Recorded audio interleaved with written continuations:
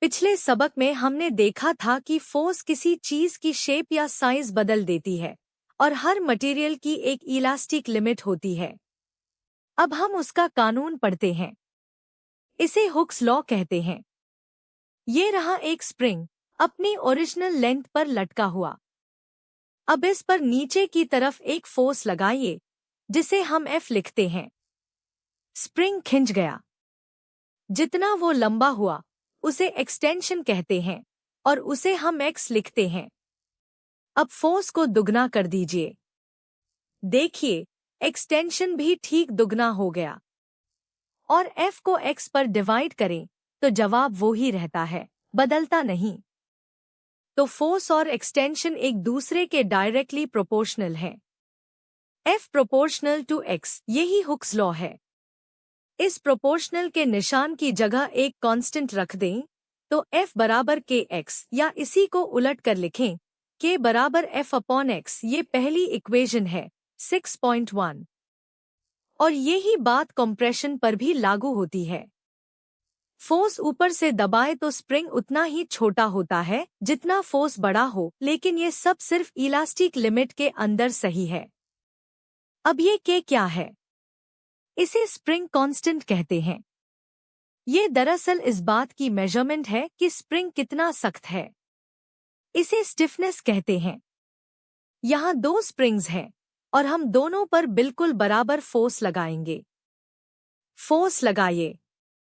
पहले स्प्रिंग का K छोटा है और देखिए ये कितना ज्यादा खिंच गया।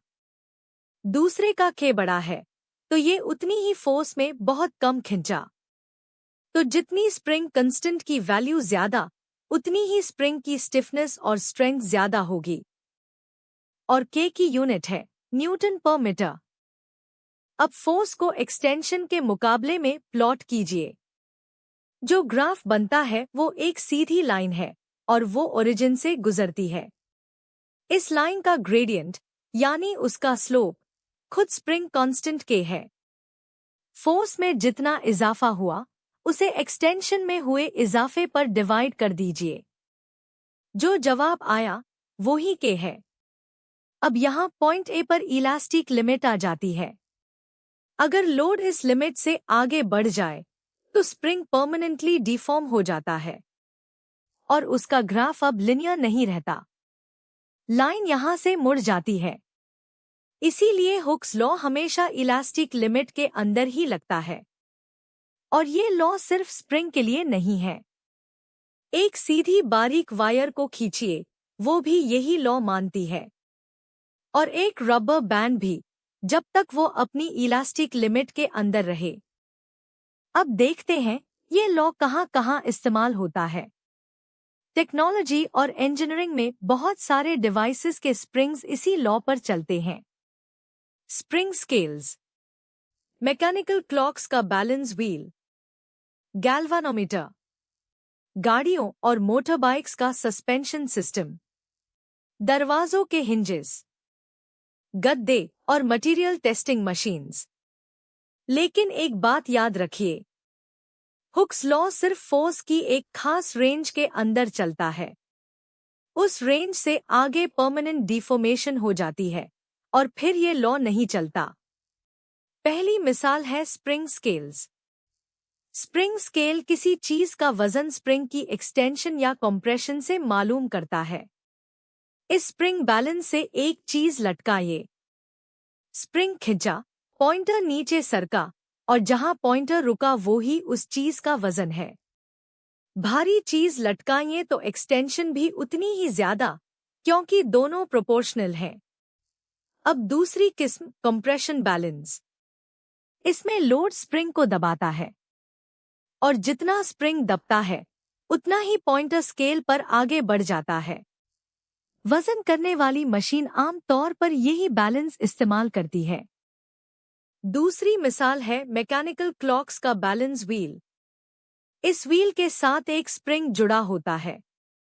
व्हील आगे पीछे घूमता है और स्प्रिंग हर बार लिपट कर उसे वापस खींच लाता है। यही आगे पीछे की मोशन क्लॉक की सुइयों की स्पीड को कंट्रोल करती है।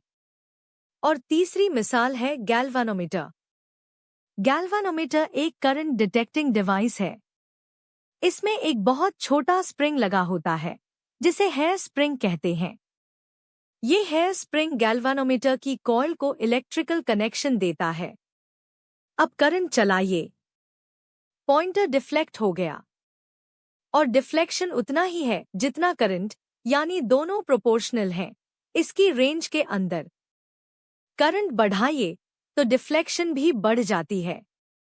अब करंट बंद कर दीजिए और यही हेयर स्प्रिंग पॉइंटर को वापस 0 पोजीशन पर ले आता है। चलिए सब कुछ एक बार दोहरा लेते हैं। इलास्टिक लिमिट के अंदर फोर्स एक्सटेंशन के डायरेक्टली प्रोपोर्शनल है।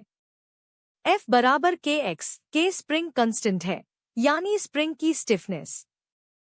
इसकी यूनिट न्यूटन पर मीटर है। फोर्स और एक्सटेंशन का ग्राफ ओरिजिन से गुजरती एक सीधी लाइन है और उसका ग्रेडियंट ही k है। और यही लॉ स्प्रिंग स्केल्स, क्लॉक्स के बैलेंस व्हील और गैल्वानोमीटर में काम करता है।